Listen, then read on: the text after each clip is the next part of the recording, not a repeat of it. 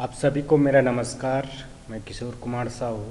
आप देख रहे हैं इंजीनियरिंग मैकेनिक्स इन हिंदी का वीडियो लेक्चर। इंजीनियरिंग मैकेनिक्स में हम पढ़ रहे हैं फ्रिक्शन के एप्लीकेशन के बारे में।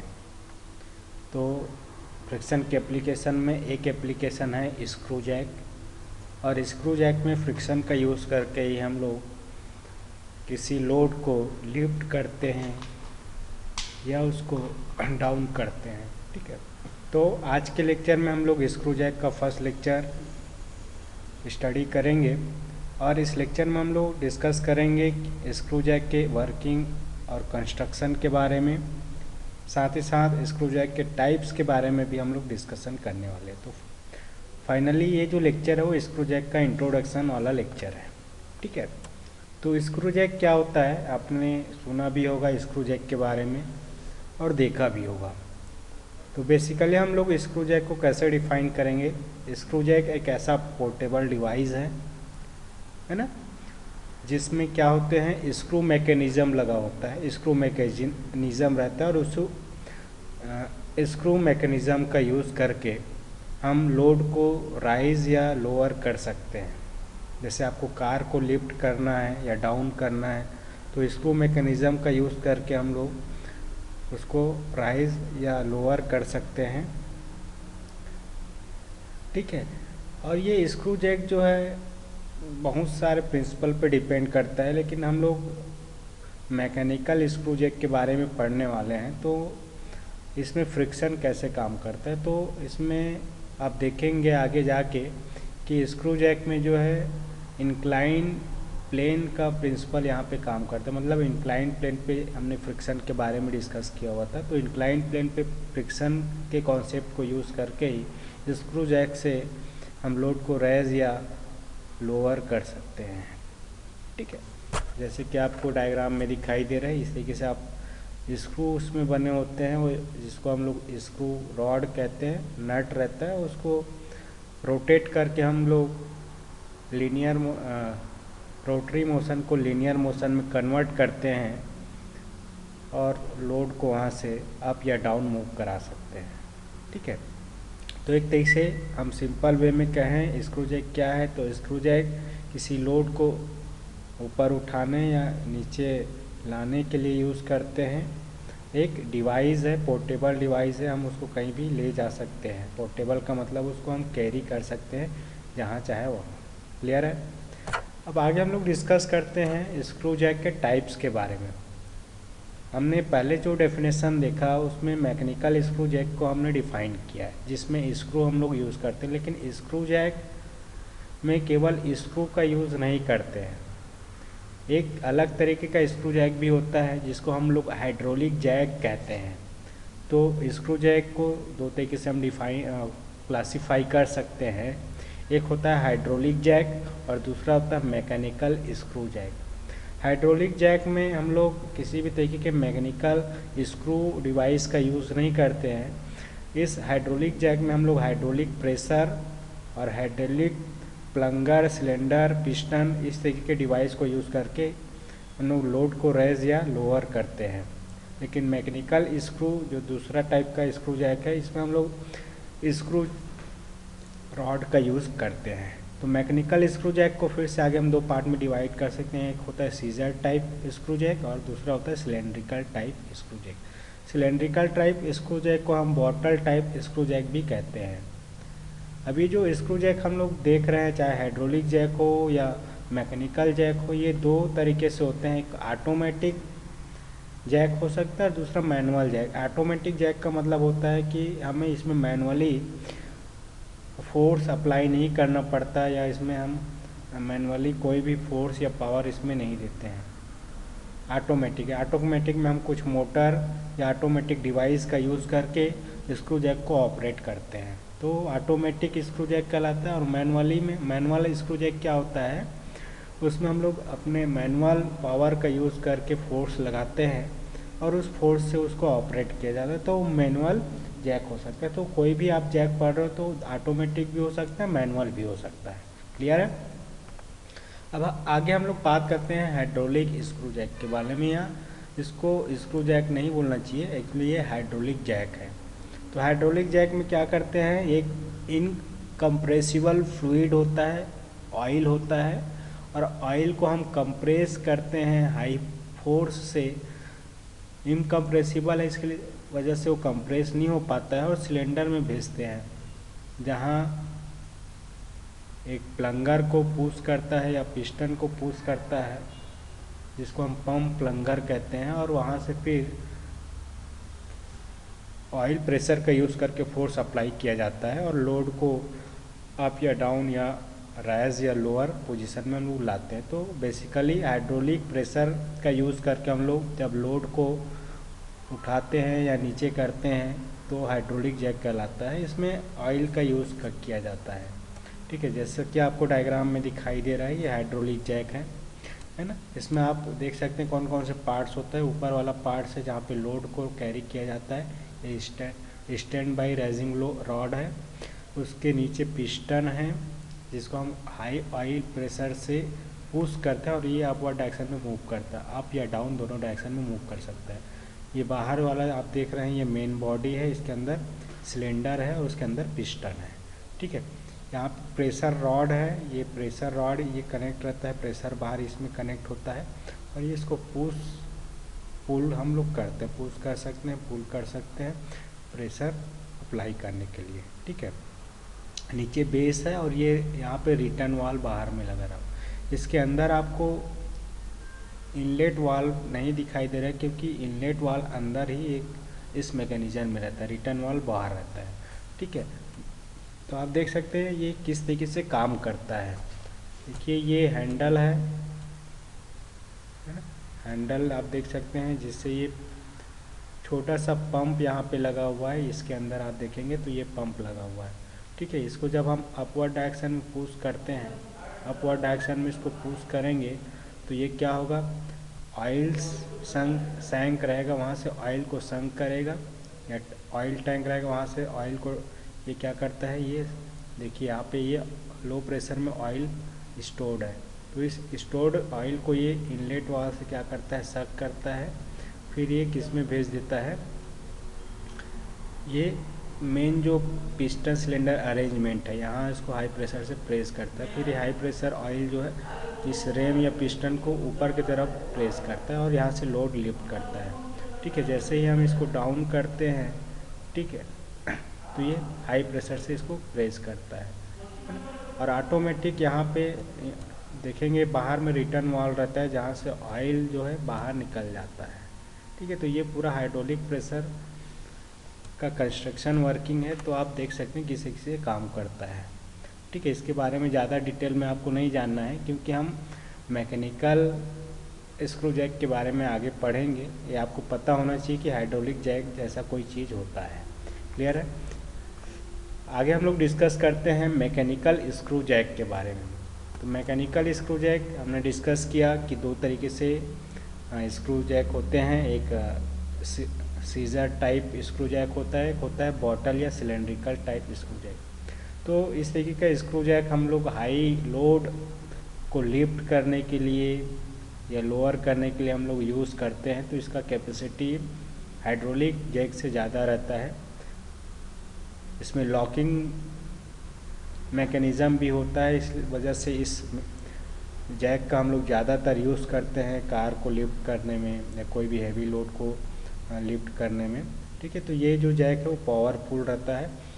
मैकेनिकल स्क्रू रॉड का इसमें यूज़ किया जाता है और ये बेसिकली फ्रिक्शन के प्रिंसिपल पे डिपेंड करता है। देखिए हाइड्रोलिक जो जैक है वो फ्रिक्शन के प्रिंसिपल पे काम नहीं करता है। मैकेनिकल जो स्क्रू जैक है ये फ्रिक्शन के मैकेनिज्म पे काम करता है। इसलिए हम लोग फ्रिक्शन के एप्लीकेशन में केवल मैकेनिकल स्क्रू जैक के बारे में पढ़ेंगे। क्लियर है, तो ये दो तरीके से होता है, एक तो सिलेंड्रिकल टाइप या bottle type mechanical screw jack होता है और दूसरा होता है सीजर टाइप स्क्रू जैक। आप देख सकते हैं दोनों ही तरीके के स्क्रू जैक आप जनरली देख सकते हैं कार को लिफ्ट करने में या किसी भी ऑटोमोबाइल्स हैवी लोड को लिफ्ट करने के लिए ये यूज़ करते हैं। ठीक है, अब ये जो जैक हम लोग देख रहे हैं, चाहे बॉटल टाइप या सिलेंड्रिकल टाइप स्क्रू जैक हो या सीजर टाइप स्क्रू जैक हो, ये दो तरीके से होता है। एक ऑटोमेटिक भी हो सकता है, एक मैनुअल भी हो सकता है। तो देखिए मैनुअल में क्या करते हैं हम लोग, ये बॉटल टाइप स्क्रू जैक में यहाँ पे होल आपको दिखाई दे रहा है। इसमें होल में हम लोग हैंडल को फिट करके इस नट को रोटेट करते हैं और ये स्क्रू अप या डाउन डायरेक्शन में मूव करता है। ठीक है, तो ये हम मैनुअली इसमें फोर्स अप्लाई करते हैं रॉड में और इससे ये ऑपरेट होता है। तो ये मैनुअल स्क्रू जैक है। वैसे ही सीजर में देखिए ये वाला जो हॉरिजॉन्टल रॉड आपको दिखाई दे रहा है ये स्क्रू है ना, और ये ऐसे डायमंड शेप में ये रहता है। ये आर्म है, ये टॉप ब्रैकेट है, ये स्क्रू है, लोअर आर्म है, ये फुट है ना। ये अपर आर्म और लोअर आर्म जो है ये दोनों पिवोटेड रहते हैं। इस स्क्रू को हम रोटेट करते हैं तो ये अपर आर्म लोअर आर्म क्या होता है, अप डाउन मूव करता है, जिसकी वजह से लोड को हम अप डाउन क्या करते हैं, लोअर और रेस कर सकते हैं। जैसे कि ये देखो, तो हम इसको मैनुअली अगर रोटेट करें तो ये ऑपरेट होगा। तो ये manual scissor type screw jack है। ठीक है, ये ऑटोमेटिक भी होता है। अगर हम यहाँ पे मैनुअली फोर्स न लगा के मोटर का यूज़ कर रहे हैं तो ऑटोमेटिक स्क्रू जैक होता है। इसको हम मोटराइज्ड स्क्रू जैक भी कहते हैं। क्लियर है? तो बेसिकली ये दोनों ही तरीके के जो स्क्रू जैक है वो फ्रिक्शन पे बेस्ड है और फ्रिक्शन के कारण ही ये काम करते हैं। तो बेसिकली हम इस लेक्चर में या स्क्रू जैक का जो टॉपिक है इसमें इसी स्क्रू जैक के बारे में हम डिस्कस करेंगे। इसमें से हम लोग बॉटल टाइप जो स्क्रू जैक है इसके बारे में बेसिकली स्टडी करेंगे, उसके कॉन्सेप्ट के बारे में जानेंगे। ठीक है, तो आगे हम लोग देखते हैं कंस्ट्रक्शन ऑफ स्क्रू जैक के बारे में और बेसिकली हम लोग bottle type mechanical screw jack के बारे में पढ़ने वाले हैं। तो ये आपको डायग्राम में दिखाई दे रहा है बॉटल या सिलेंड्रिकल टाइप स्क्रू जैक या सिंपली आप स्क्रू जैक भी बोल सकते हैं। ठीक है, इसका रियल पिक्चर आप देख सकते हैं। ये बॉटल टाइप या सिलेंड्रिकल टाइप स्क्रू जैक है। इसमें कौन कौन से पार्ट्स होते हैं, देखिए ये नीचे वाला जो पार्ट्स आपको दिखाई दे रहे हैं ये फ्रेम है। ये क्रॉस सेक्शन एरिया आप देख सकते हैं कट सेक्शन में, ये फ्रेम है। फ्रेम के अंदर ये रॉड लगा हुआ है, ये वाला रॉड स्क्रू रॉड है। इसके नीचे वॉशर लगा हुआ है। ठीक है, ये स्क्रू इसमें फॉर्म है। ये पूरा रॉड जो लगा होता है ऊपर तक, ये अंदर तक पूरा रॉड रहता है। ठीक है, यहाँ पे इसमें क्या लगा है, सेट स्क्रू लगा हुआ है ना। ये फ्रेम और नट, इसके अंदर नट लगा है, नट के अंदर स्क्रू है। ठीक है, तो नट और स्क्रू एक दूसरे से ये लीनियर मोशन करते हैं। तो नट को फ्रेम के साथ फिक्स रखा जाता है सेट स्क्रू की सहायता से। तो ये सेट स्क्रू और नट की सेट स्क्रू की सहायता से नट और फ्रेम को फिक्स किया गया है। ये स्क्रू जो है अंदर नट के साथ रिलेटिव मोशन करता है रोटेट करने से। क्लियर है? इसके ऊपर आप जाएंगे तो यहाँ पे एक हैंडल लगा हुआ है जिसमें हम फोर्स अप्लाई करते हैं। ठीक है, इसके ऊपर ये कप है और कप के ऊपर क्या है, लोड टेबल है या यहाँ पे लोड को रखा जाता है। क्लियर है? तो ये सभी पार्ट्स हैं इसमें। आप देख सकते हैं कि फ्रेम जो है, नीचे जो फ्रेम है वो ग्रे कास्ट आयरन का बना होता है। स्क्रू जो हम देख रहे हैं, स्क्रू रॉड बीचों बीच ये वर्टिकली रखा हुआ है, ये स्टील से बना है। नट जो है यहाँ पे ये नट है ना, ये फॉस्फर ब्रांच से बना हुआ है। हैंडल प्लेन कार्बन स्टील से, कप ग्रे कास्ट आयरन से, सेट स्क्रू स्टील से और वॉशर भी स्टील से बना हुआ है। तो इस तरीके से ये सारे कंपोनेंट्स यहाँ पे हम लोग यूज़ करते हैं मैकेनिकल स्क्रू जैक या बॉटल टाइप स्क्रू जैक में। क्लियर है? अब ये स्क्रू जैक काम कैसे करता है, तो जो बॉटल टाइप स्क्रू जैक है या सिलेंड्रिकल टाइप स्क्रू जैक है उसमें दो तरीके से मोशन होता है। देखिए हमने बताया कि इसमें दो पार्ट है, एक तो नट है, यहाँ पे ये वाला पार्ट आप देखिए, ये वाला पार्ट नट कहलाता है और ये स्क्रू है। तो इसमें हम लोग नट को रोटेट करते हैं और नट क्या है, देखिए रॉड का यूज़ करके हम रोटेट करेंगे, चाहे नट को हो या इस स्क्रू को हो। तो आप स्क्रू को भी रोटेट कर सकते हो और नट को भी रोटेट कर सकते हो। कैसे रोटेट करना है, रोटरी मोशन, एक सेंट्रल। तो रोटरी मोशन दिया जाता है और रोटरी मोशन देने से यहाँ पे क्या होता है, स्क्रू जो है वो लीनियर मोशन करने लगता है। तो फाइनली हम लोग स्क्रू जैक में रोटरी मोशन को लीनियर मोशन में कन्वर्ट करते हैं या ट्रांसलेटरी मोशन में कन्वर्ट करते हैं। क्लियर है? तो इनपुट इसमें क्या है, रोटरी मोशन है। हम फोर्स अप्लाई करके रोटेट करते हैं नट या स्क्रू को, जिसके कारण नट या स्क्रू में से कोई एक चीज़ अप डाउन लीनियर मोशन करने लगता है। ठीक है, तो दो तरीके से इसमें होता है। देखिए, एक ऐसा स्क्रू जैक होता है जिसमें नट स्टेशनरी होता है ना, और ये रोटेट कर नट स्टेशनरी होता है और स्क्रू जो है ये रोटेट करता है। ये पहला है। एक होता है जिसमें ये स्क्रू फिक्स रहता है और नट जो है ये क्या करता है, रोटेट करता है। क्लियर है? तो दो तरीके से हो सकता है। एक स्क्रू जैक ऐसा है जिसमें नट रोटेट करे, स्क्रू फिक्स हो, और दूसरा होता है जिसमें स्क्रू फिक्स हो और नट रोटेट करे। क्लियर है? तो इस तरीके से इसमें होता है। तो इसमें हम बात करते हैं कि ये काम कैसे करते हैं। तो स्क्रू जैक बेसिकली फ्रिक्शन के प्रिंसिपल पे बेस्ड है और ये इंक्लाइन प्लेन पे फ्रिक्शन के कॉन्सेप्ट पे काम करता है। स्क्रू जैक में हम लोग रोटेशनल मोशन को लीनियर मोशन में कन्वर्ट करते हैं, जिसकी वजह से किसी लोड को अप या डाउन डायरेक्शन में मूव राइज या लोअर किया जा सकता है। क्लियर है? तो यहाँ पे जो फ्रिक्शन काम करता है वो स्क्रू और नट के थ्रेड के बीच में काम करता है। क्लियर है? जैसे कि आपको ये डायग्राम दिखाई दे रहा है, ये पहला वाला डायग्राम आप देखेंगे, नीचे फ्रेम है। तो इसमें हम लोग स्क्रू को क्या कर रहे हैं, लीनियर रोटेट कर रहे हैं और नट की सहायता से उसको अपवर्ड डायरेक्शन में मोशन या डाउनवर्ड डायरेक्शन में मोशन करा रहे हैं। तो इसमें लीनियर रोटेशन मोशन को लीनियर मोशन में कन्वर्ट कर रहे हैं। यहाँ पे नट फिक्स है, स्क्रू क्या कर रहा है, मूव कर रहा है। क्लियर है? ये स्क्रू है और ये नट है अंदर। ठीक है, तो ये वाला डायग्राम आप देखेंगे, इसमें नट को रोटेट किया जा रहा है। नट को रोटेट करके हम लोग क्या कर रहे हैं, उसको यहाँ पे नट मूव कर रहा है अपवर्ड डायरेक्शन में या डाउनवर्ड डायरेक्शन में, है ना। यहाँ पे स्क्रू फिक्स है। ठीक है, तो हम लोग बेसिकली ये जो पहला डायग्राम आपको दिखाई दे रहा है, इस तरीके के स्क्रू जैक के बारे में पढ़ेंगे। तो इसमें नट फिक्स रहता है और ये जो स्क्रू रॉड है ये अपवर्ड डाउनवर्ड डायरेक्शन में मूव करता है। यहाँ पे जो भी लोड है उसको, अगर ये स्क्रू अपवर्ड डायरेक्शन में मूव कर रहा है तो लोड ऊपर जाएगा, अगर डाउनवर्ड डायरेक्शन में ये स्क्रू मूव कर रहा है तो ये लोड नीचे आएगा। तो फाइनली इसमें हैंडल में फोर्स लगा के स्क्रू को अपवर्ड डाउनवर्ड डायरेक्शन में मूव कराया जाता है, जिसके कारण लोड अपवर्ड या डाउनवर्ड डायरेक्शन में मूव करने लगता है। क्लियर है? अब ये देखेंगे कि इस तरीके के स्क्रू जैक में एक बार जब हम लोड को उठाते हैं और हैंडल से घुमाना छोड़ देते हैं तो ये अपने पोजीशन पे ही रहता है। तो इसमें लॉकिंग पोजीशन भी रहता है, लॉक हो जाता है। अगर हम घुमाना बंद कर दें तो जिस पोजीशन पे वो स्क्रू जैक है उसी पोजीशन पे ही रहता है, तो ये लॉक हो जाता है। यहाँ पे जो थ्रेड बने होते हैं, यहाँ पे फ्रिक्शन का प्रिंसिपल काम करता है, जिसकी वजह से ये स्क्रू जो है लॉक हो जाता है। भी अगर हम फोर्स को हटा दें तो भी ये नीचे नहीं आएगा या ऊपर नहीं जाएगा ऑटोमेटिक। तो ये लॉक हो जाता है, तो इसमें लॉकिंग पोजीशन भी रहता है। इसका बेस्ट एडवांटेज है कि इसमें या मैकेनिकल स्क्रू जैक में ये लॉकिंग मैकेनिज्म रहता है। फोर्स को हटा देने से भी लोड अपने स्टेशनरी पोजीशन पे रहता है, जिस पोजीशन पे हम उसको रखना चाहते हैं। क्लियर है? तो इस तरीके से ये काम करता है।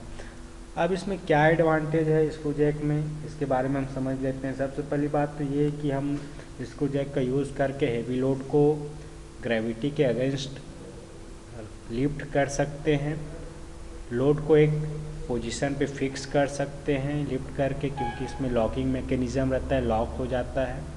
ठीक है, और इसमें हम हाई लोड को उठाने के लिए या नीचे करने के लिए कम एफर्ट लगाना पड़ता है। क्लियर है? ये भी इसका एडवांटेज है, कम एफर्ट अप्लाई करके हाई लोड को हम अप डाउन मूव करा सकते हैं।